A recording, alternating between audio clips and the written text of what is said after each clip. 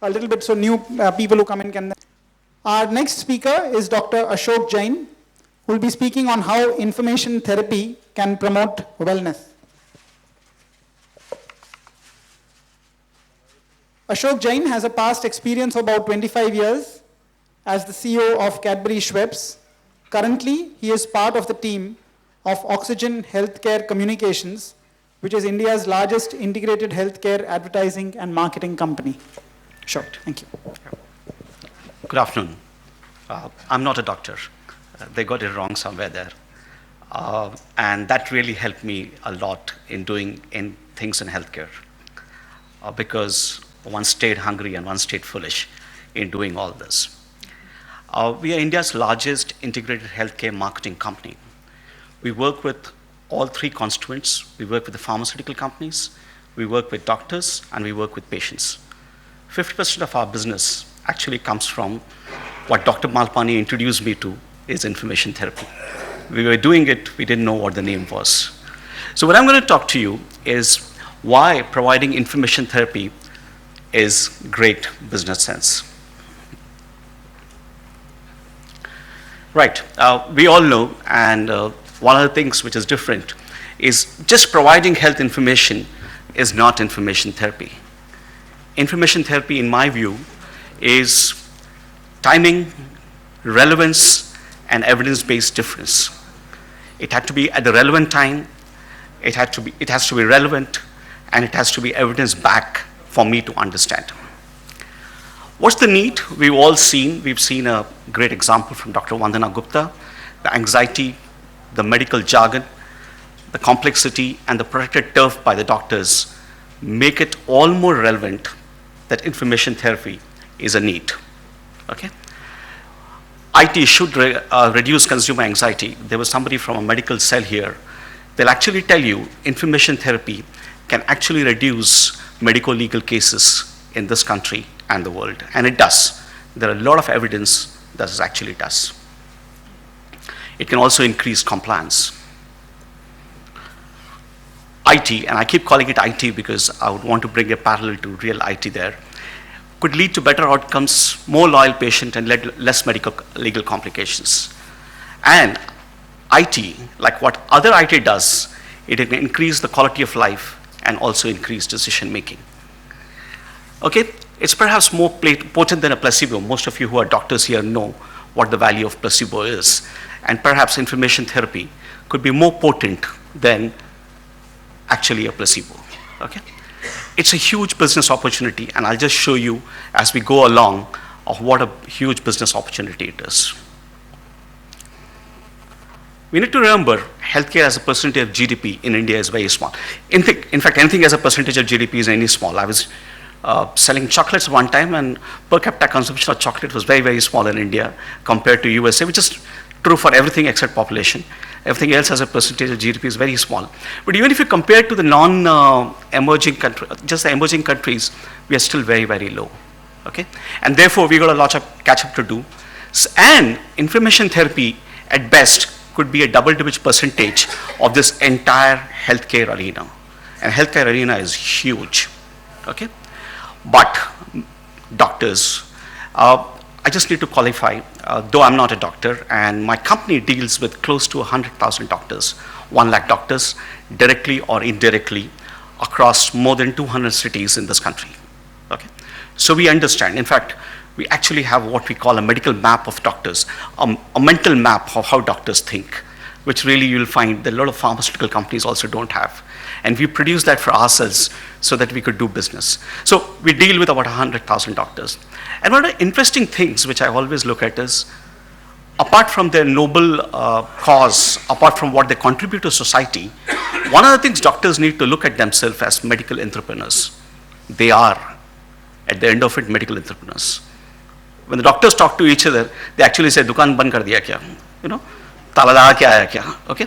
I've been to Privy talking to a lot of doctors, along with doctors, and when they hear the language, they all understand somewhere that they are ultimately entrepreneurs.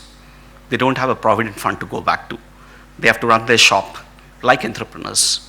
But beyond what they do, if they see healthcare as a large arena and then think themselves as entrepreneurs in that area, they could really, really see that the opportunity is very huge. But like if you see examples in the world, Nokia never see iPhone coming, Google never saw Facebook, and so on and so forth. So doctors never see the opportunity in information therapy. And non-medical, non-doctors like me see it. Yeah.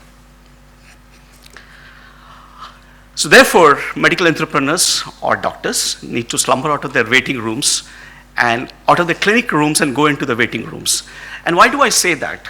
My company has put in 2,500 televisions outside doctors' waiting rooms. We reach out to about 2 million people in this country, giving them information therapy before and after a doctor. Okay? And doctors love this service of ours. We're expanding very, very rapidly in that area. And where is the opportunity? Right outside their nose in the waiting room. Okay? That's the opportunity. Need to think beyond their operation theaters. We run helplines outside operation theaters. What do relatives need outside operation theaters? Somebody to relieve their anxiety. So for a large pharma company, we actually run a helpline outside there. Okay. Need to realize that prescriptions are not enough, actually are much more beyond prescriptions. Our company over the last 10 years must have produced hundreds of thousands of patient education materials, which we have helped doctors to give out to their patients. Okay. They need to see beyond the marketing myopia to say, my job only to look at a patient, listen or not listen to them, and write something. The world is much, much beyond that. The patient is asking for much beyond that. The whole society is asking for more that. And forget the nobility of the cause, which is good, but there is a whole lot of business opportunity out there. Okay? So therefore, it's non-medical entrepreneurs like me who see this entire opportunity. Over the last decade, over the last decade, we worked with about 50 pharmaceutical companies working on areas of information therapy, providing patient education material across close to more than 100,000 doctors today. And that's what we've been able to do. Okay? Then we've gone into creating a single brand in this country. You must have all heard of a brand called Pureit Water Purifier. Okay? That's a brand of water purifier by Hindustan Lever. What we did was we took 40,000 of these and put them free of charge in doctor's waiting room. Every patient who came there said, "Ye doctor ke liye acha hai, to hamare liye bhi acha hai." So if it's good for the doctor, it's good for me. It created a 150 crore brand out of there without television advertising, which Hindustan Lever has never done in their life. Okay? Which was a phenomenal opportunity. And it's right outside your clinic. And today, we've got 2,500 TVs. We are expanding. By the end of this year, will be 5,000 TVs in doctors' waiting room. And brands which work with us are actually healthcare brands which are not prescriptive in nature, which are OTC. So we work with brands like Dove and Clear and Cadbury's Bonvita, who actually come with us and do it. And believe me, even till today, doctors and pharmaceutical companies don't see the opportunity. We survive by getting advertising out of non-healthcare companies. And still, the pharma companies, the doctors, and we are going to ask the doctors, these 2,500 doctors, hello, would you like to put something on the television? And what we get is very, very low level of information. The opportunity is so huge for them to do that, but they don't still utilize it. So the whole point which I'm trying to drive is in the entire area of healthcare, we got a site, India's largest healthcare site called Good Health in You, which provides patients information, like the information we're talking about. We got 5 full-time doctors working on it, chatting with patients, answering on emails to patient and providing information to patient. And what a service. We get about close to 2,000 people every day on our site. Yeah?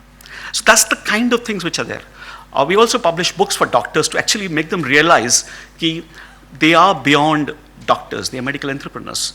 Some of the books we publish is time management for doctors. If you read any book on time management, you will find that there is no book written for doctors. Most time management books will say, please delegate. Whom will a doctor delegate to? right? So we actually written a book on time management for doctors, presentation skills for doctors, communication skills for doctors, persuasion skills for doctors. We're writing a book called Doctors as Entrepreneurs. So therefore, we're opening a whole new area. And what happens? Pharma companies buy these books and give it to doctors.